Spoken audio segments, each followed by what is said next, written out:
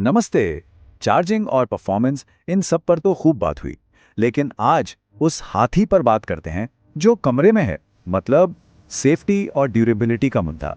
एक आम धारणा है कि इलेक्ट्रिक स्कूटर्स ना बहुत नाजुक होते हैं। बारिश में निकाला तो गए काम से। ये तो बस शहर में चलाने वाले खिलौने हैं। क्या सच में ऐसा है? देखिए, अगर ये एक खिलौना है तो फिर मैं भी एक रॉकेट साइंटिस्ट हूँ।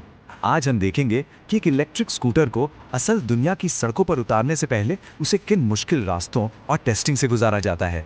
तो चलिए, इलेक्ट्रिक स्कूटर की मजबूती का पूरा कच्चा चिट्ठा खोलते हैं। ठीक है, तो शुरू करते हैं। सेफ्टी सिर्फ बातों से नहीं आती, ये आती है इंजीनियरिंग से, और उससे भी ज़्यादा ज़रूरी टेस्टिंग से। ये जो मशीन दिख रही है, ये असल में भारत की सबसे ऊबड़ खाबड़ सड़कों के अनुभव को लैब के अंदर बना रही है। और ये टेस्ट कोई एक दो बार नहीं होता, बल्कि हजारों बार लगातार। सोचिए जरा, बिना रुके हजारों बार वही झटके, वही कंपन। स्कूटर को उसकी लिमिट्स तक पुश किया जाता है। तो फिर ड्यूरेबिलिटी का असली मतलब क्या हुआ? इसका सीधा मतलब है सालों के टॉर्चर और बुरे इस्तेमाल को बस कुछ हफ्तों की टेस्टिंग में निचोड़ देना। अगर स्कूटर के फ्रेम में या किसी भी पार्ट में जरा सी भी कमजोरी है तो वो यहीं लैब में ही टूटकर सामने आ जाए, ताकि सड़क पर साथ ना छोड़े। चलिए अब बात करते हैं इम्पैक्ट की, क्योंकि सच तो यही है कि कोई भी स्कूटर कभी ना कभी तो गिरेगा ही।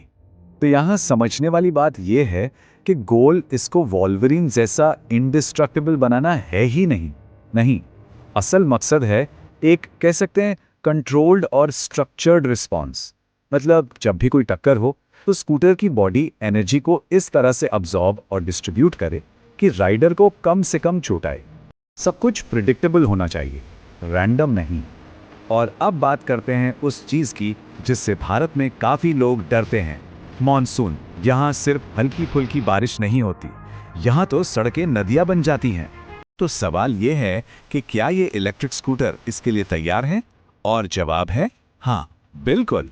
इनको इस तरह से सील किया जाता है कि भरे हुए पानी और अचानक आने वाले छींटों से इसके जरूरी अंदरूनी हिस्सों को कोई खतरा ना हो। अब आते हैं सबसे गर्मा गर्म मुद्दे पर, बैटरी। पता है, बहुत से लोग बैटरी में आग लगने की खबरों से, यानी थर्मल मेल्टडाउन से काफी डरे हुए हैं। लेकिन यहाँ एक राहत की बात है। ये जो बैटरी पैक्स हैं, ये AIS 156 नॉर्म्स को फॉलो करते हैं। अब ये सुनने में थोड़ा टेक्निकल लग सकता है, पर ये एक बहुत जरूरी सरकारी सेफ्टी स्टैंडर्ड है। ये पक्का करता है कि बैटरी हर तरह के मुश्किल से मुश्किल टेस्ट पास करे। देखिए, हर बैटरी के अंदर उसका अपना एक दिमाग होता है, जिसे कहते हैं BMS या बैटरी मैनेजमेंट सिस्टम। इसका काम है लगातार बैटरी के हर एक सेल की सेहत पर नजर रखना। और ये कोई मामूली मॉनिटरिंग नहीं है। कहते हैं कि ये सिस्टम किसी भावुक कवि से भी ज्यादा संवेदनशील होता है। मतलब ये छोटी से छोटी गड़बड़ी को भी तुरंत पकड़ लेता है। तो होता क्या है, जैसे ही बैटरी का एक भी सेल जरूरत से ज्यादा गर्म होता है या अंदर कोई भी फॉल्ट आता है, तो BMS फौरन पूरे सिस्टम को बंद कर देता है। और ये सब किसी भी तरह के धुएं या खतरे का अंदेशा होने से बहुत पहले हो जाता है। और सिर्फ सॉफ्टवेयर ही नहीं, इन बैटरियों को फिजिकली भी बहुत टॉर्चर किया जाता है। इनको फैक्ट्री में ऊंचाई से गिराकर देखा जाता है, प्रेशर से कुचला जाता है, और तो और ओवन में बेक भी किया जाता है, बस ये पक्का करने के लिए कि ये हर हाल में सेफ रहें। इसको ना ऐसे समझ सकते हैं जैसे सॉफ्टवेयर के अंदर ही एक फायर एक्सटिंग्विशर पहले से लगा दिया गया हो। ये एक प्रोएक्टिव सेफ्टी सिस्टम, रिएक्टिव नहीं। अच्छा, ड्यूरेबिलिटी की बात हो और मेंटेनेंस की ना हो, ऐसा कैसे हो सकता है? एक पहलू है जिस पर लोग अक्सर ध्यान नहीं देते। पेट्रोल गाड़ियों का कल्चर तो सबको याद ही हो रहा है ना। वहाँ इंजन ऑयल बदलवाना, वॉल्व एडजस्टमेंट करवाना, क्लच का घिसना, हम सब इसी कल्चर में पले बड़े हैं। लेकिन एक इलेक्ट्रिक व्हीकल में यहाँ इन सब झंझटों का नामो निशान नहीं है। ना ऑयल चेंज का चक्कर, ना वाल्व की सेटिंग। तो कुल मिलाकर चार्जिंग, परफॉर्मेंस और सेफ्टी, ये तीनों पहेलियां अब सुलझ चुकी हैं।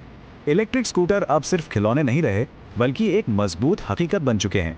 और सच कहा जाए तो ऐसा पार्टनर किसे पसंद नहीं आएगा जो लो मेंटेनेंस हो। पर क्या ये सिर्फ मजबूत हैं या इनके अंदर और भी कुछ है? ये जो इतने सारे स्मार्ट फीचर्स हैं, क्या ये बस दिखावा है या सच में किसी काम के हैं? अगर किसी को इलेक्ट्रिक स्कूटर का दिमाग देखना हो कि वो कैसे सोचता है, तो अगले विश्लेषण में जरूर साथ जुड़ना चाहिए। और हाँ, एक बात याद रखने वाली है, मजबूती का मतलब सिर्फ लोहा नहीं होता, सही इंजीनियरिंग होती है।